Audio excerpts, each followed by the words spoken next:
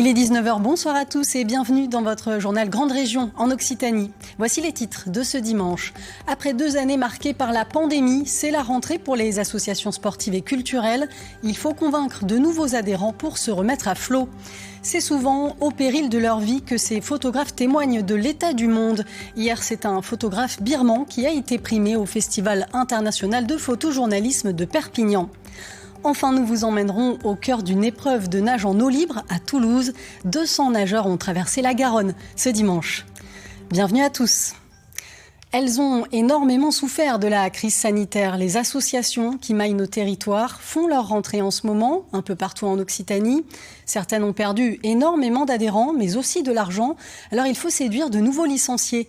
Illustration à Lunel, dans l'Hérault, avec Daniel de Barros et Franck de Tranchant. À Lunel, la fête des associations sonne le début des activités sportives et culturelles. Ici, certains avancent dans l'inconnu, comme le judo club des cheminots qui, en 1 an, a perdu presque la moitié de ses adhérents. La journée des associations, ça nous a permis un petit peu de prendre un petit peu la température. Il y a eu quand même pas mal de gens qui se sont renseignés.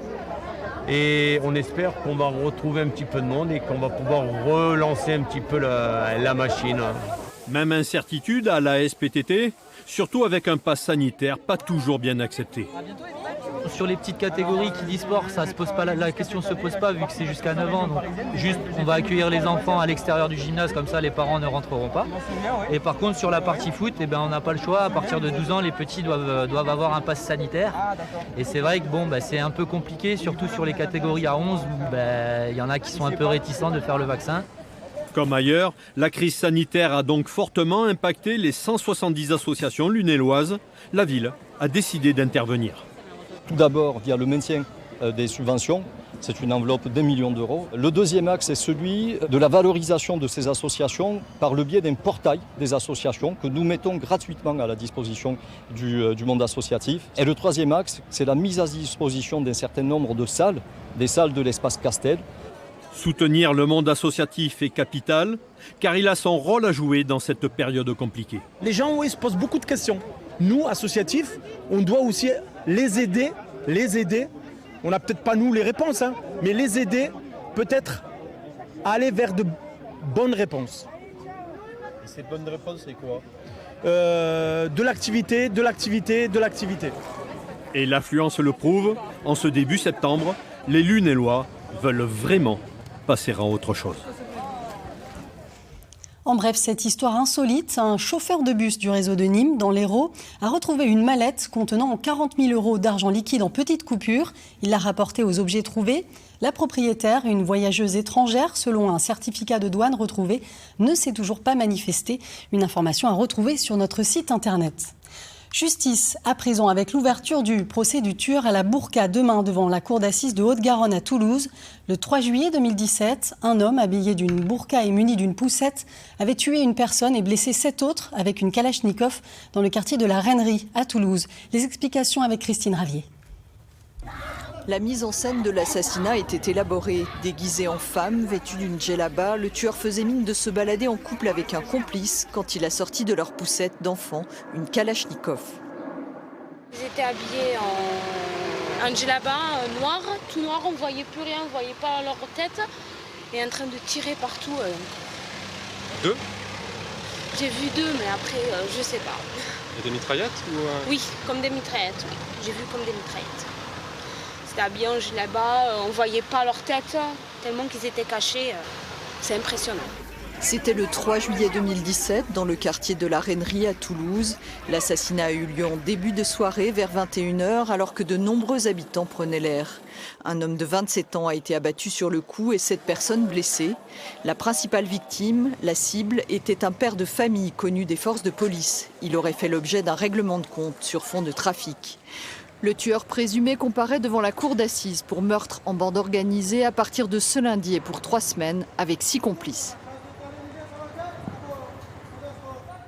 Le Festival international de photojournalisme Visa pour l'image a dévoilé hier soir son palmarès à Perpignan, en présence de centaines de photojournalistes venus du monde entier. Et pour la première fois, le nom du grand gagnant n'a pas été dévoilé. Nicolas Esturgi, Alain Sabatier. Bien évidemment, Le lauréat est anonyme, il n'est pas là. Impossible pour Jean-François Leroy, le directeur du festival Visa pour l'image, de donner le nom du photographe qui a remporté le Visa d'Or News, récompense ultime de l'événement. Et pour cause, son travail sur la révolution du printemps en Birmanie pour le New York Times n'est pas du tout du goût de la junte militaire qui a pris le pouvoir et qui s'est lancée dans une répression meurtrière envers les opposants. C'est extrêmement difficile. C'était déjà dangereux de couvrir les manifestations. Mais aujourd'hui, qu'il n'y a plus de grands rassemblements, c'est encore plus dangereux d'être dans la rue avec un appareil photo. Vous ne rêvez pas, il s'agit bien d'un cheval dans un hôpital. Ce reportage saisissant de Jérémy Lampin, intitulé Dr Peyo et Mister Hassen, du nom du cheval et de son soigneur, a remporté le Visa d'Or Magazine. Ce cheval exceptionnel a développé un sens pour soutenir les malades du cancer en phase terminale dans le Pas-de-Calais. Peyo, il apaise les gens, il apaise le patient parce que du coup, par sa présence, les gens appuient un peu moins sur la pompe à morphine, prennent moins de médicaments lourds parce que il y a quelque chose qui se parle, quoi. C'est vraiment Dr Peyo, son nom est très bien trouvé parce que c'est un peu ça, quoi. Autre récompense remarquée, le Visa d'Or d'honneur, qui revient cette année au photoreporter franco-brésilien Sebastião Salgado. Véritable hommage à ce photographe humaniste qui a débuté sa carrière en 1971. Il faut qu'un jour, toute la France, elle honore une classe de photographes, de reporters. Des reporters qui ont écrit un grand pan de l'histoire de l'humanité. Le festival Visa professionnel, c'est fini, mais les expositions demeurent, et ce, jusqu'au 26 septembre prochain. Ce charmant village aveyronais est lié à Valéry Giscard d'Estaing depuis des années. L'ancien président de la République avait d'abord racheté le château d'Estaing. Une place porte désormais aussi son nom. Elle a été officiellement inaugurée en présence de son épouse et d'un de ses fils, Rouzana Vanissian et Luc Tazelmati. C'est qui Giscard? C'est un député de l'Aveyron. Et à ton avis, c'est quelle époque? Aucune idée. 19e.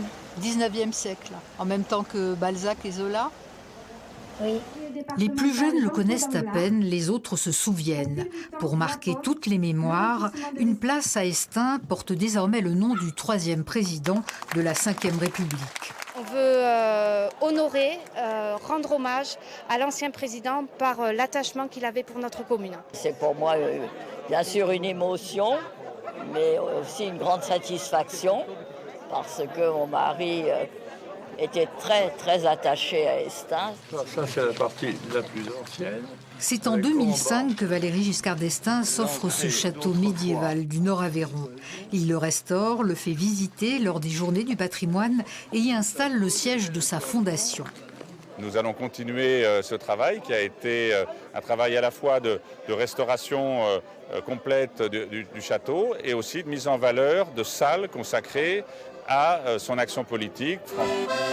Et même s'il n'y venait que quelques jours par an, les Estagnols appréciaient le châtelain. Il venait très régulièrement, on le voyait souvent, on pouvait l'aborder très simplement, très facilement, il répondait à nos questions, il nous parlait, c'est un grand monsieur. Ça a été un de nos grands présidents qui a fait beaucoup pour moderniser l'État et la parole publique. Avec cette place à son nom, en contrebas du château d'Estaing, le petit village aveyronnais devient officiellement lieu de recueillement et de commémoration.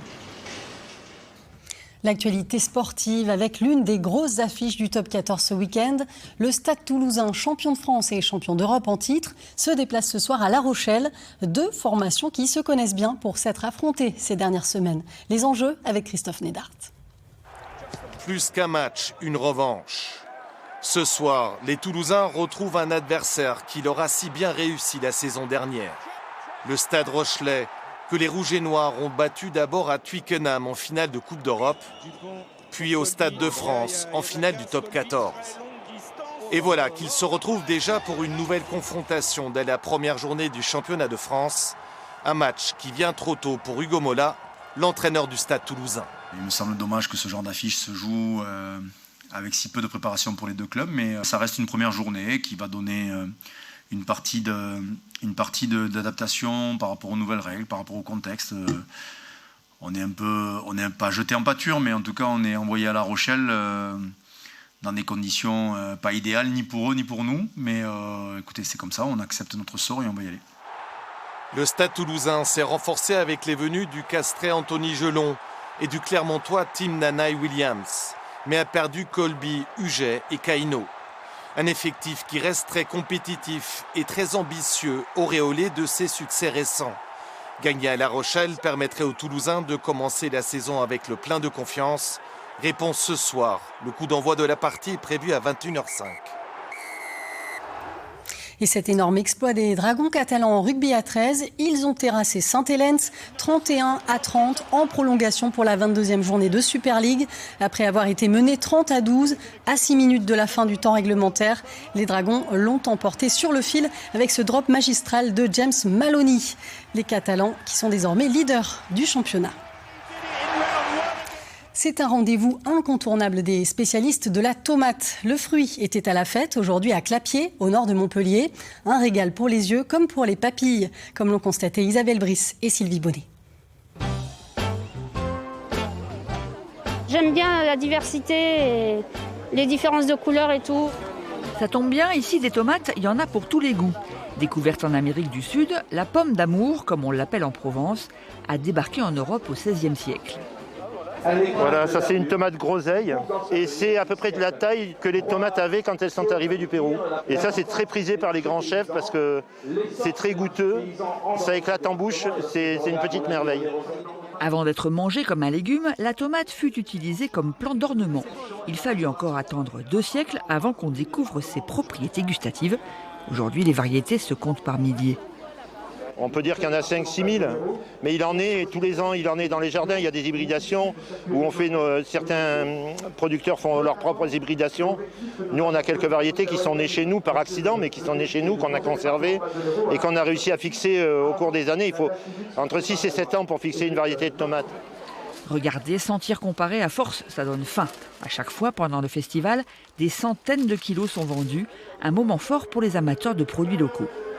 Qu'est-ce que vous avez trouvé là alors? Quelques tomates anciennes, et voilà pour ce midi. Ce qui vous intéresse, c'est le côté local? Côté local et surtout de saison, là, les tomates, elles donnent super envie. On sait que, d'ailleurs, j'ai fait mes courses, je n'ai acheté aucune tomate justement parce que je sais que je vais faire mon plein ici.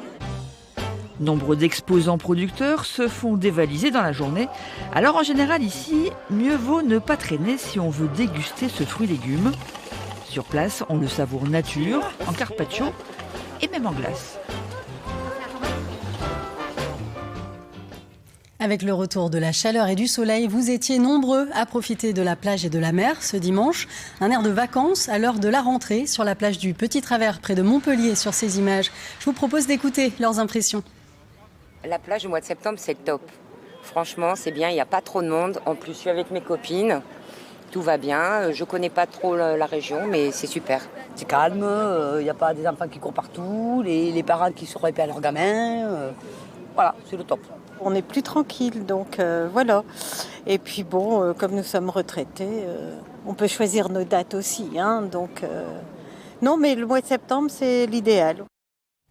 Justement, la Garonne était ouverte à la baignade aujourd'hui à Toulouse avec l'Open Swim Star, une course dans le fleuve qui permet à tous les amateurs de nage de profiter du moment et du panorama. Julie Valin et Jean-Pierre Duns. D'habitude, la baignade est interdite. Mais ce dimanche, 230 nageurs ont plongé dans la Garonne.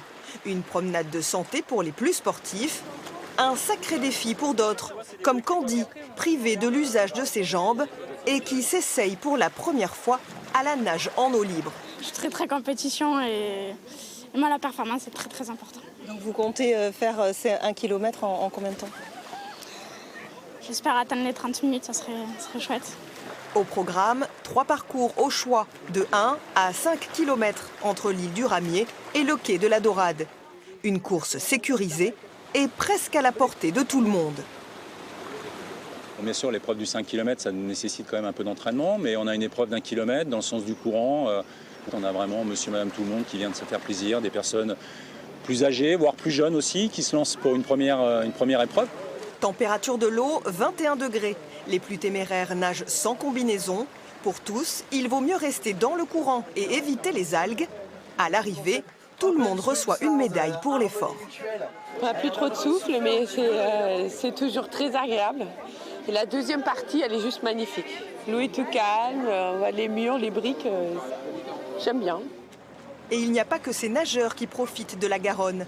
Quand il fait beau, le fleuve qui coule au milieu de Toulouse devient un vaste terrain de jeu pour redécouvrir la ville autrement. C'est encore plus beau le soir au coucher de soleil, parce qu'il y a la lumière du soleil qui se reflète sur les briques rouges, c'est super beau. À Toulouse, il n'y a pas la mer, mais grâce à la Garonne, les habitants prolongent un peu l'été et son petit goût de vacances. Demain, ne manquez pas, vous êtes formidables, la nouvelle émission quotidienne sur France 3 Occitanie, présentée dès 9h par Ariane Brodier. Elle met en valeur les héros du quotidien de notre région. Pascaline Ariza et François Jobard nous dévoilent les coulisses. 5, 4, 3, 2. Large, Fred. Décor idéal au pied des pyramides pour la nouvelle émission matinale Vous êtes formidables. Depuis plusieurs jours, c'est le rush à la période du feuilleton Un si grand soleil. Une vingtaine de professionnels de France 3 Occitanie enregistrent la quotidienne, réalisée à 100% dans la région. La mer, le soleil, le sable fin, ce doux parfum de vacances. Eh bien non, c'est la rentrée. Et là, c'est mon lieu de travail. Côté casting, c'est Ariane Brodier qui a été choisie pour la présentation. Cette comédienne, auteure et humoriste ramène avec elle son énergie débordante et sa communauté riche de 800 000 followers sur la toile. C'est un peu l'émission que j'ai toujours rêvé d'animer. On est dans un cadre, comme vous pouvez le voir, absolument incroyable. J'ai la chance d'accueillir des gens comme s'ils venaient chez moi, de prendre du temps avec eux, d'apprendre d'eux. Et c'est vraiment un moment de partage et de bien-être, donc c'est génial.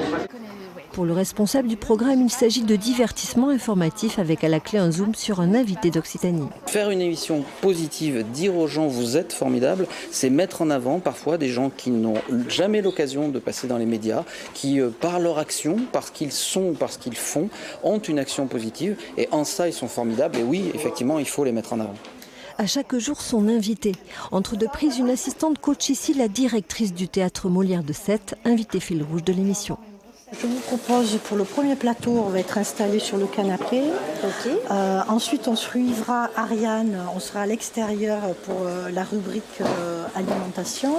Au menu, tous les jours du fait maison avec une recette différente, des chroniques sur le do-it-yourself, sur les animaux, sur l'environnement, avec notre spécialiste de la rédaction. Dans cette émission, je vais vous faire une chronique sur des solutions écologiques qui préservent la planète. Alors là, aujourd'hui, la première émission qu'on va enregistrer, elle va être consacrée à un ostréiculteur qui a trouvé une solution ingénieuse pour recycler les coquilles de vide. On ramène.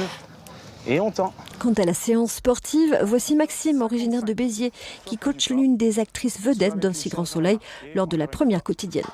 J'interviens en tant que coach. Je vais essayer de donner et apporter aux gens des conseils pour atteindre leur objectif, pour qu'ils puissent me ressembler. Non, je plaisante. Non, vous ressemblez en fait. Vous êtes formidables. Le top départ, c'est lundi 6 septembre à 9h du matin sur une musique la plus chasamée au monde. De quoi porter bonheur. Si c'est pas formidable, ça. Et puis demain, vous retrouverez votre 18h30 nouvelle formule avec Patrick Noviello. Voilà, c'est la fin de cette édition. Merci pour votre fidélité. Excellent dimanche soir sur France 3.